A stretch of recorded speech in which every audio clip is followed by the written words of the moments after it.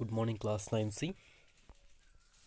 In our last class, we talked about on a topic like water as a universal solvent. Water is considered as a universal solvent, and we came to know the region as well. Then we talked about solution. What is a solution? Then we talked about what are the two components of solution, that is solutes and solvents. Then we studied about true solutions, and after that we have seen the characteristics of true solutions. So these were our last topics. We discussed all these things in our previous class.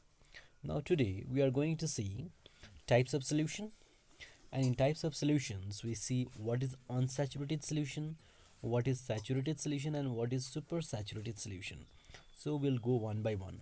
So first we'll see unsaturated solution. A solution in which more of the solute can be dissolved at a given temperature is known as unsaturated solution. Say for example, you take a glass of water and to that you add 2 teaspoons of sugar. Okay, you stir it, it dissolves. Now if you add further amount of sugar to that and if it dissolves, then that solution can be called as unsaturated solution. So next we have got saturated solution. A solution that cannot dissolve any more of the solute at a given temperature is called a saturated solution. So again, once again, we take the same amount of the water and we keep on adding the sugar. Okay, so a time will reach that no more sugar can be dissolved in that given amount of water.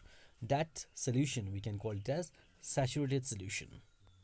Next we have got supersaturated solution.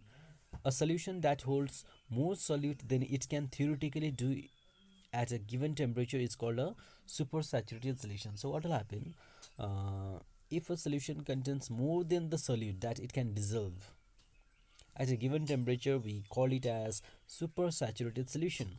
A supersaturated solution at a particular temperature is one that is more concentrated, that is contains more solute than its saturated solution at that temperature. So you take the saturated solution, you add some amount of solute to that, you try to dissolve by heating, so it dissolves, then that solution we call it as a supersaturated solution. Next, what does concentration of a solution means? Concentration of a solution is the amount of solute dissolved in a given quantity of that solution. So whatever amount of solute is dissolved in a given amount of the solution, that we call concentration of a solution, and it can be expressed in many ways. For example, in our class we need to study about only two concentration of the solution. One is mass percent, other is volume percent. So in case of mass percent, it is defined as the mass of solid solute in grams present in 100 grams of the solution. It is mostly used when solid is solid and the solvent is liquid. Say for example, concentration of solution can be found by this formula: mass of solute by mass of solution, and in this mass of solution there will be a weight of solute plus solvent into 100.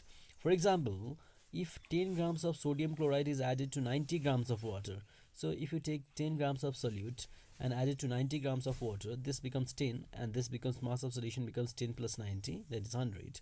The concentration will become as 10 by 10 plus 90 into 100, that will give you 10 by 100, 100 and 100 will get cancelled, it will give you 10%. So prepare a 10% solution of sodium chloride. You need to take 10 gram of sodium chloride and dissolve in 90 gram of water.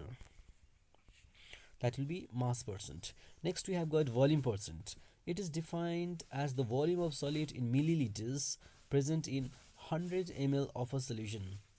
It is mostly used when solute and solvents are liquids.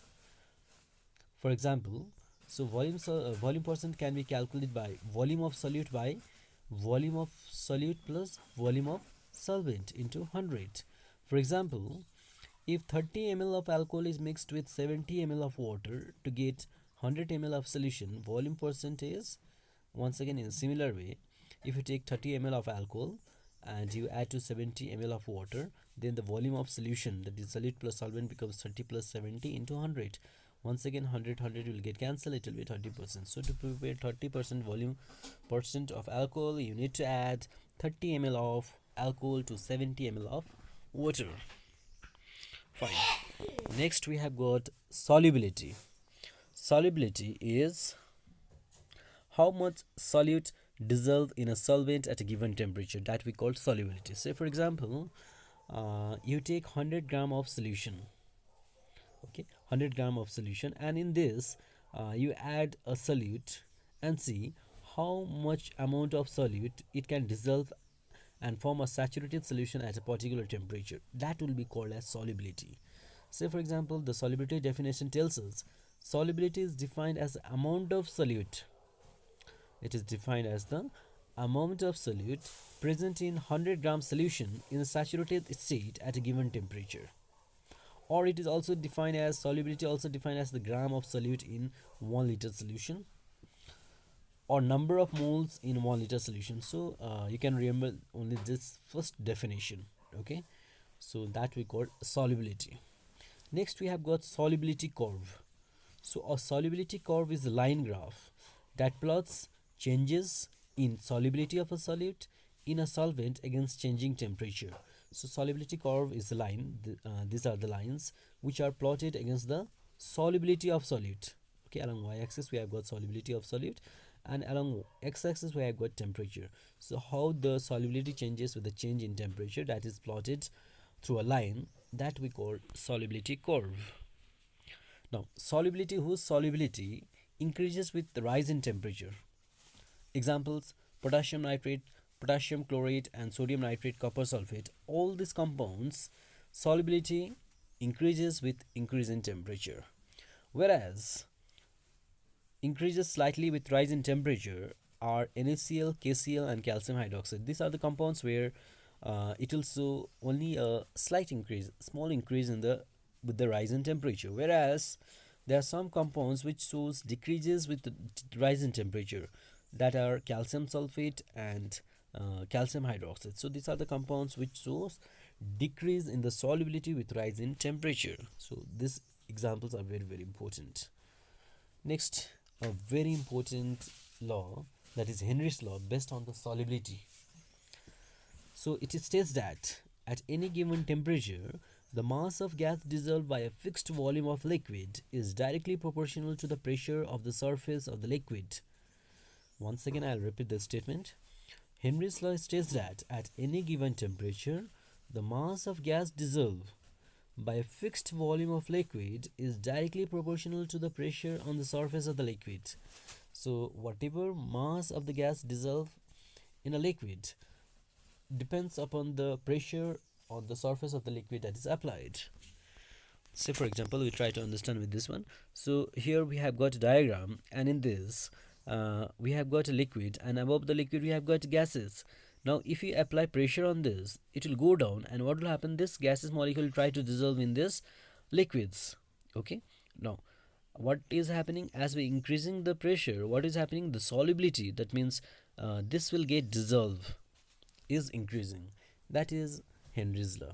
So application of Henry's law that we find in our day-to-day life is in carbonated drinks. In carbonated drinks, the carbon dioxide gas is dissolved in that drinks under a very high pressure, so that if you just open it, then the bubbles will come out. So that is application of Henry's law. To increase the solubility of carbon dioxide in soda water and soft drinks, the bottle is sealed under high pressure, so that the carbon dioxide get dissolved in that liquid, and which will give you a good flavor as well as taste while drinking. Okay, today's assignment number 5. Question number 1: define the following terms: unsaturated solution, saturated solution, and supersaturated solution. Question number 2: water mass percent and volume percent. Question number 3: define solubility. Mention the factors affecting the solubility. Mention the factors affecting solubility. Next, we can have question number 4. So when you just write down these factors affecting the solubility, you can refer to book. So it will be the temperature, then we have got the nature of solute, it depends on the pressure as well. Okay, so all these factors, you can just list it out in the factors affecting the solubility.